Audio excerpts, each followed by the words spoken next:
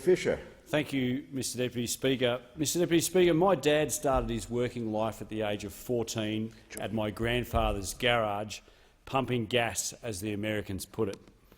Some 71 years later, he still goes to work as a motor mechanic. By anyone's measure, that is a long time in just one career.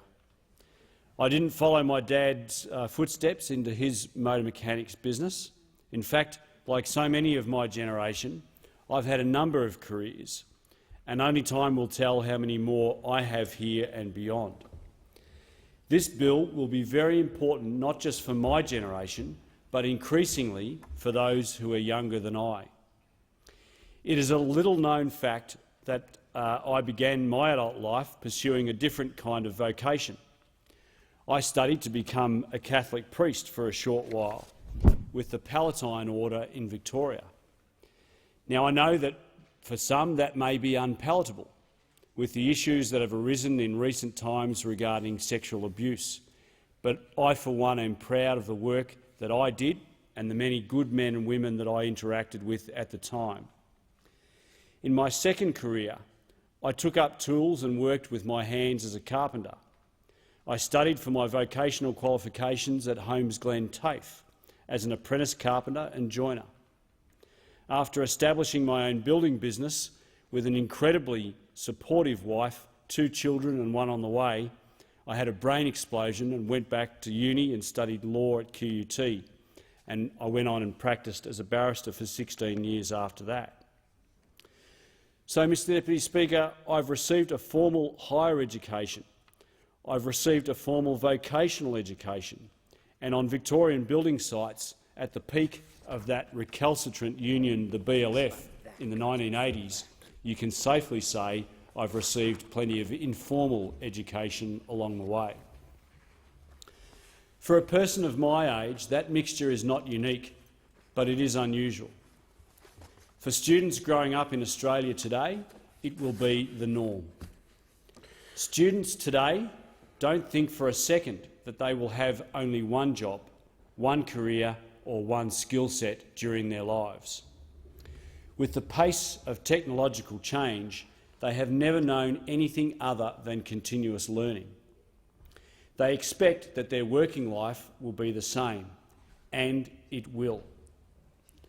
The Department of Education, Skills and Employment's Australian Jobs publication describes studies which estimate that soon Australians will make an average of 17 changes in employers across 5 different careers. Each career change will need fresh training and, in many cases, new formal qualifications, requiring multiple types of learning. Our students today are going to need to mix vocational education with university courses flexibly as they move from one industry to another. But it won't just be in moving between careers that vocational education and higher education will need to interact.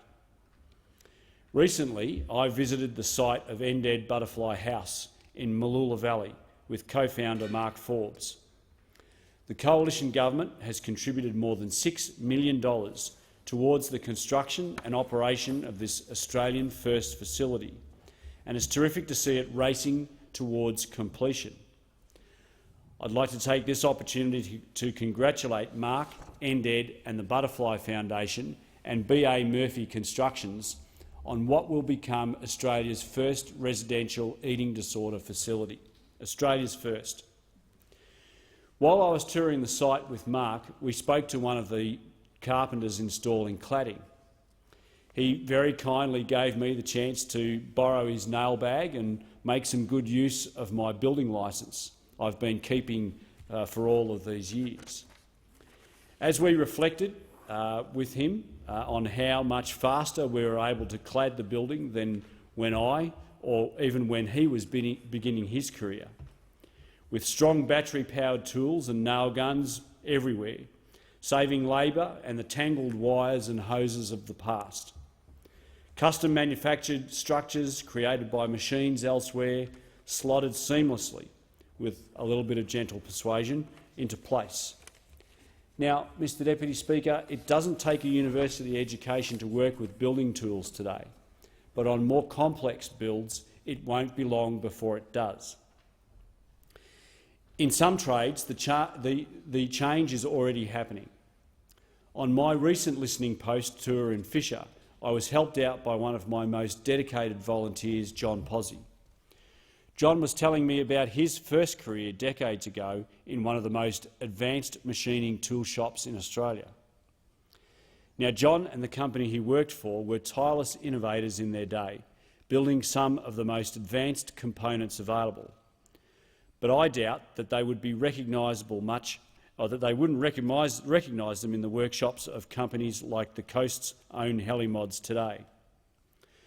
To work in today's aeronautical and mechanical engineering shop, you need hands-on skills, but you also need cutting-edge design, engineering and IT skills. At Helimods, a pure vocational education is not enough, but neither is a pure university education.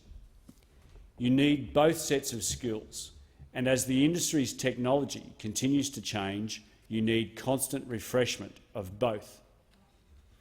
We must make gathering those dual skills easy and seamless and efficient. What I found at each of the many stages of my education was anything but. Every time I took up a new course, I found I was starting again.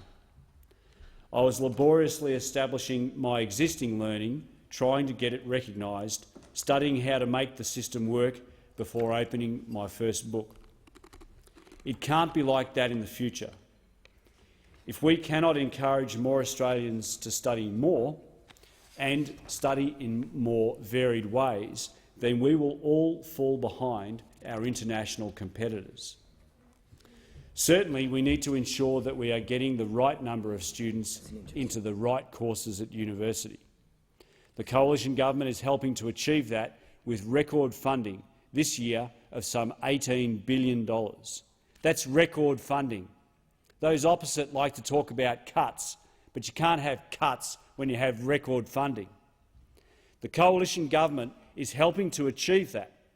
In my own electorate of Fisher, the government has provided the University of the Sunshine Coast with additional funding for teaching and learning from $165 million in 2018 to $172 million last year.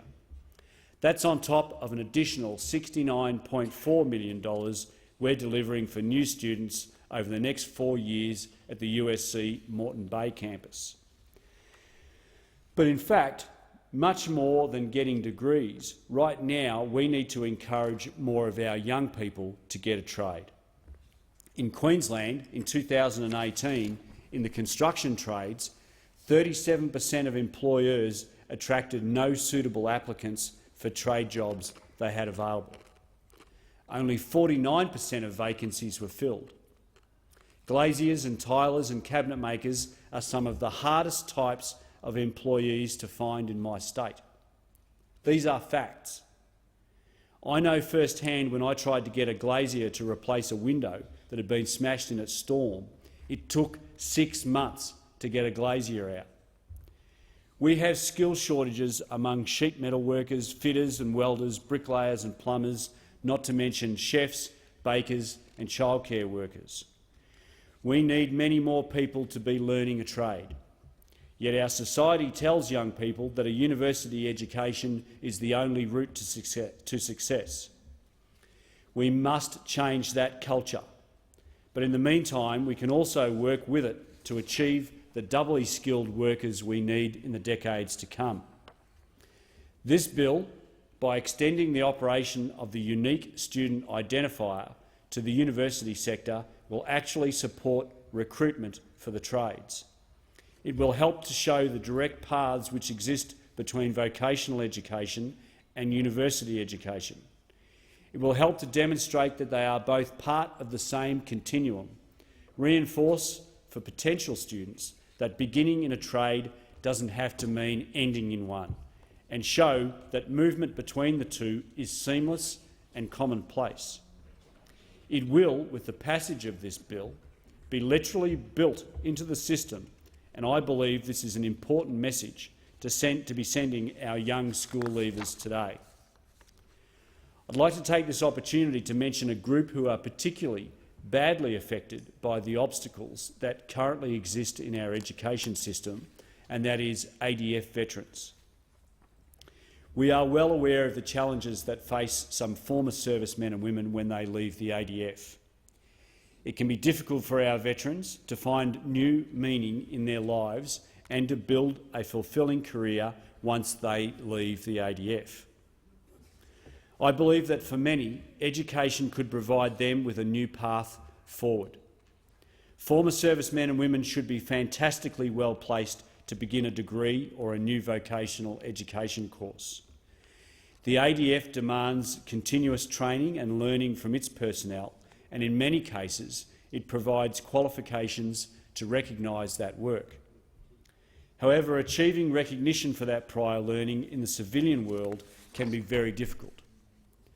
I hope and trust that over time we will be able to incorporate all of the ADF's training programs into the National Unique Student Identifier System and make it that little bit easier for our servicemen and women to demonstrate the skills they already possess.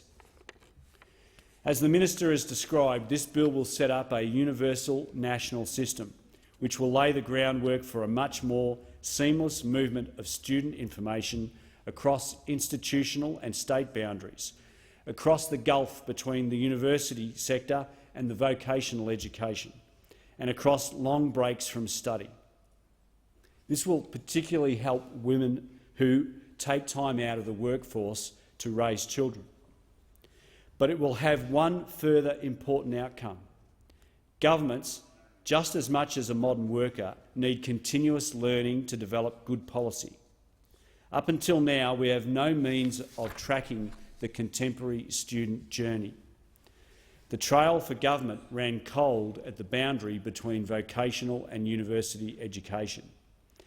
This bill will ensure that in future we'll be able to understand these complex new educational paths and design policies that will deliver the learning that we need in the 21st century. Deputy Speaker, I enjoyed learning to be a carpenter and joiner and then a builder. I enjoyed learning to be a lawyer. I'm enjoying learning how to be a federal member of Parliament. I'm excited for the next generations of Australians and the varied careers that they too will enjoy. This bill will make those paths a little bit easier. And for them and to all young people who are studying or who are looking to study, I commend this bill to the House.